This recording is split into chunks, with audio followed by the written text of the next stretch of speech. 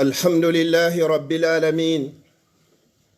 الحمد لله على نعمة الإسلام وكفى بها من نعمة، ثم الصلاة والسلام على المبعوث رحمة للعالمين محمد بن عبد الله وعلى آله وأصحابه ومن تبعهم بإحسان إلى يوم لا مرد له من الله.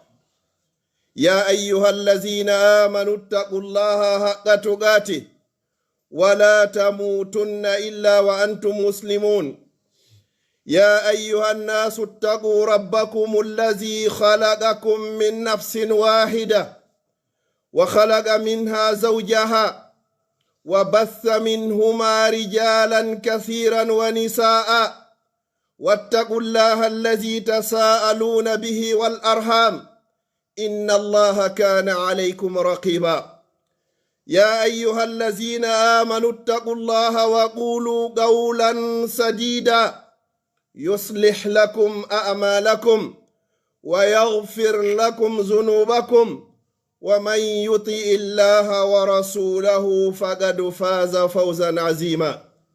يا أيها الناس إنا خلقناكم من ذكر وأنثى وجعلناكم شعوبا وقبائل لتعارفوا إن أكرمكم عند الله أتقاكم. أما بعد أيها السادة، أوصي نفسي وإياكم بتقوى الله عز وجل، بتقوى الله عز وجل في السر والعلن وطاعته على ما أمر.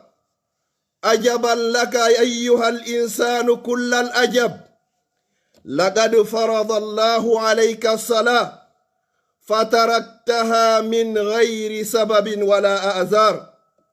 ويل لك ثم ويل لك، لقد دعاك المؤذن قائلا حي على الصلاة حي على الفلاح، فأعرضت عن عبادة الله المنتقم الجبار، فأردت نفسك بغضب من الله وأددت من العاصين والفجار الذين نسوا الله فأنساهم أنفسهم، أولئك هم الفاسقون. يا عباد الله، أيها الإنسان، دعاك المؤذن قائلا الصلاة الصلاة، فما أجبت مع المصلين. أمرك الله بالمحافظة عليها فكنت لها من التاركين. وفي صحيح مسلم عن جابر رضي الله عنه قال: سمعت رسول الله صلى الله عليه وسلم يقول: إن بين الرجل وبين الشرك والكفر ترك الصلاة. رواه مسلم. وعن بريدة رضي الله عنه قال: سمعت رسول الله صلى الله عليه وسلم يقول: العهد الذي بيننا وبينهم الصلاة، فمن تركها فقد كفر. رواه الترمذي وقال حديث حسن صحيح. musidɓe julɓe tedduɓe, ɓaawon yettude Allah o bajjo seniiɗo wawɗo mo ronkata wiyeteeɗo Allah mo maraɗinmo, miɗo wasiyo hoore an ka fuɗɗode e ka sakkitode yen hulu Allah ɗoftoɗen mo. wo kaawe hattirde e kaawe wonande on neɗɗanke mo Allah subhanahu wa ta'ala farli e dow muɗum nde julde.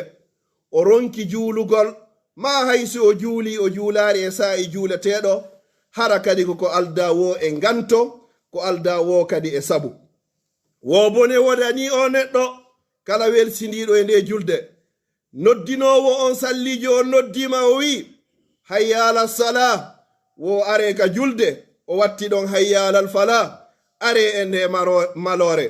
wo ɗuriɗa dartiɗa o Allah subhanahu wa ta'ala dundarankejo, weeɓitanɗa hoore ma ko wiyete kon tikkere Allah. a tawni hoore ma e ɓe yedduɓe Allah ɓen bomɓe, ɓen yejjituɓe fi diina Allah kan Allah subhanahu wa ta'ala yejjiti fi maɓɓe. sallijo on o noddima, o noddi ka julde, a jabakimo o yawɗa wondude ɓe juuloɓe. Allah on yamirima ya renude julde, a laatike noon ko a tawaɗo e ɓe juulata haysi juulay kono faalira non e leer mo faala on naka Allah faala ɗon. Arika sellunde imam Muslim nelaɗo sallallahu alayhi wa sallam ɓe maaki ko woni hakkunde gorko ma sonnajo e shirkangol Allah ma shirku on e keferankaku ngun ko accugol julde nden. Kala accuɗo julde mo juulata haray o woni shirko o ma o woni kefero. Ko yaltini hadis on ko imam Muslim. O sahabajo wiyeteɗo Burayda o fillike wo nani nelaɗo sallallahu alayhi wa sallam ɓe maaki wo ahadi hakkunde julɗo e mo wona julɗo haray ko julde nden. Kala accuɗo julde nden haray o woni kefero. Fa ya ibadallah anzaraka Allahu bilwayli wal azab ala tarki salah fanasita qawla rabbal alamin fawaylun lilmusallin allazina hum an salatihim sahun ما الذي غرك وأغواك على إسيان مولاك. قال سبحانه وتعالى يا أيها الإنسان ما غرك بربك الكريم الذي خلقك فسواك فعدلك في أي صورة ما شاء ركبك. وما الذي سهل لك هذا السبيل وسد في وجهك طرق السعادة والنجاة حتى هممت هذا الهمم ورديت أن تكون من المجرمين الحالكين الخاسرين إياذا بالله.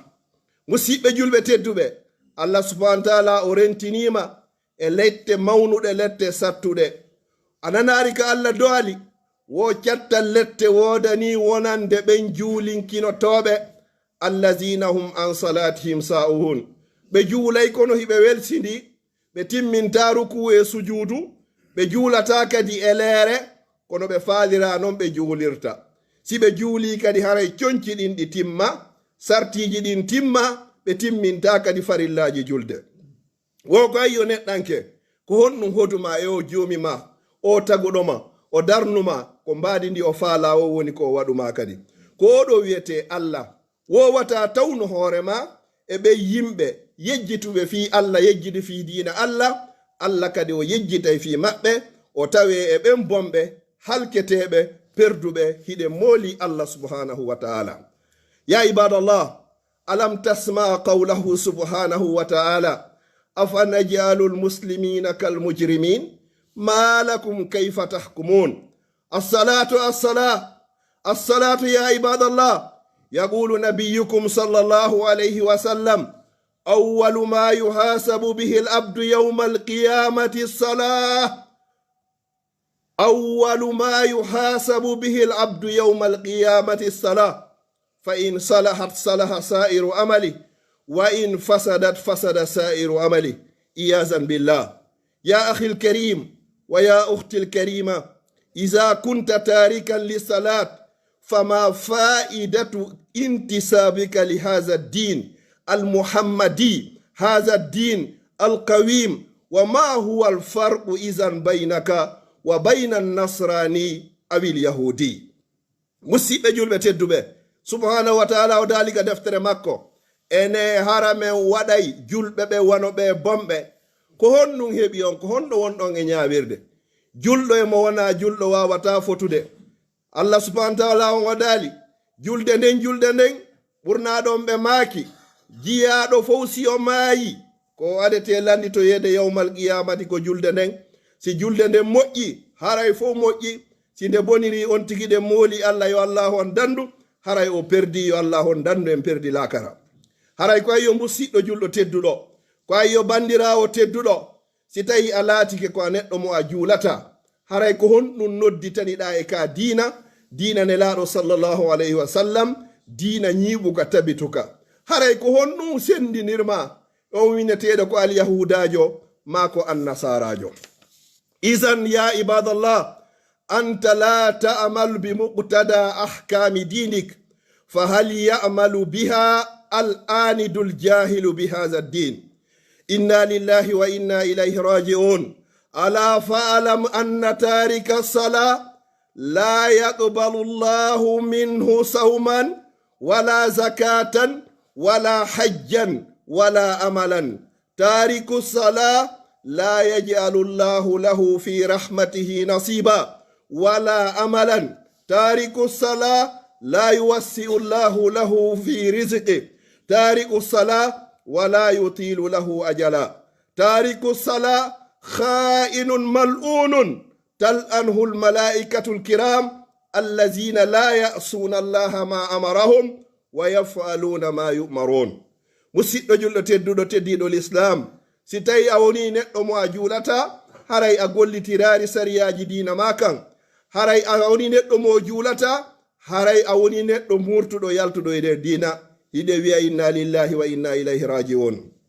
wo ala fa alam, wo ko ya andu ko yo musidɗo julɗo tedduɗo, neɗɗo mo juulata Allah jaɓata korka makko, neɗɗo mo juulata Allah falaka zakka makko, neɗɗo mo juulata Allah falaka ko hajjoyta, neɗɗo mo juulata kala gollal ngal ɗo golli Allah falaka ngal ha tuma nde o artiga julde, neɗɗo mo juulata Allah waɗantamo geɓal yurmede, neɗɗo mo juulata o mara yela hay e hunde, neɗɗo mo juulata Allah o yeññantamo arsike makko hay si arsike o yaaji o waɗata barke makko, neɗɗo mo juulata Allah on poɗata gurnam makko ɗan e balɗe makko ɗen hay si tawi o pooɗiɗe o waɗata barke majje, neɗɗo mo juulata ko neɗɗo janfotoɗo, neɗɗo mo juulata ko neɗɗo huɗaɗo mo fof huɗi, malaikaɓe tedduɓen huɗaymo, ɓen malaikaɓe ɓe anduɗen ɓe yeddata Allah hiɓe waɗa kala ko Allah subhanahu wa ta'ala on yamiri ɓe.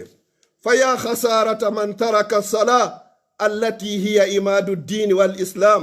qala alayhi salatu wassalam as-salatu imadu ddin faman aqamaha faqad aqama ddin wa man hadamaha iyazan billah faqad hadama ddin iyazan billah. musidɓe julɓe tedduɓe, wo perdi molanaɗo hayrere molanade wonani kala on neɗɗo yeɓuɗo julde, namo juulata on ndey ko welsiniɗo e julde nden juulata e ler ma no juulirte non. julde nde woni tugalal dina kan, tugalal gotal e tugalel islam. nelaɗo sallallahu alayhi wa sallam e maki as-salatu imadu ddin, woko julde nde woni tugalal dina ngal tigi tigi. kala ñinnuɗo julde nden hara o ñinni dina kan, kala yirbinɗo julde nden hara o yirbiniri dina kan sengo makko. faya khasarata liman taraka as-sala wa mana az-zaka wa zalama nafsahu birtikabi zunubi wal asam wattaba ash-shaytan wa khalafa ar-rahman wal awamir wal ahkam ulaika hizbu ash-shaytan ala inna hizba ash-shaytani humul khasirun. o wiɗo musidɗo jilɓo tedduɗo, perdi molanaɗo wonani wonande on neɗɗo mo juulata ma juulinkinotoɗo, o ittata zakka, no mari jawdi ittata zakka, okkorta tampuɓe, okkorta miskinɓe, okkorta wasuɓe, huntanta haaju wonande ɓen hato jimɓe.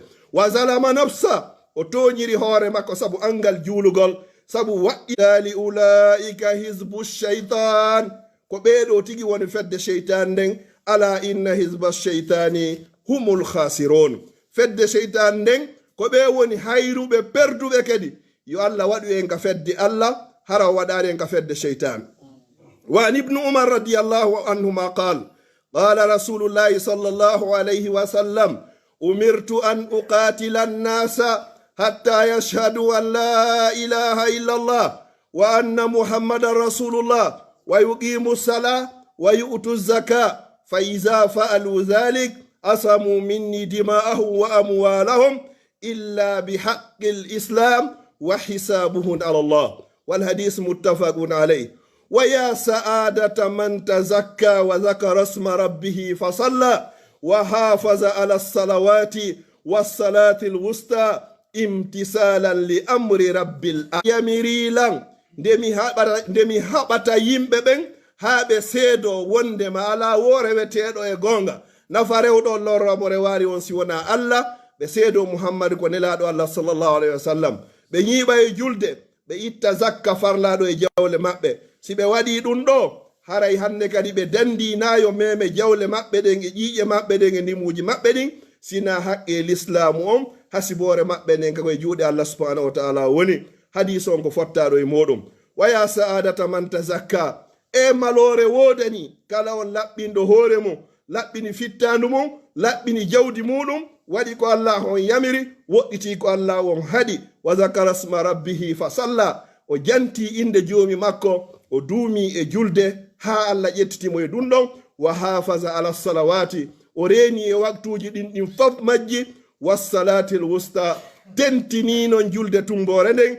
Imtithalan li amri rabbil a'la, ka ñentingol, ka waɗugol, ka yiɗugol yamirore Allah subhanahu wa ta'ala. aqulu qawli hadha wa astaghfirullaha li wa lakum fastaghfiruhu innahu huwal ghafurur rahim.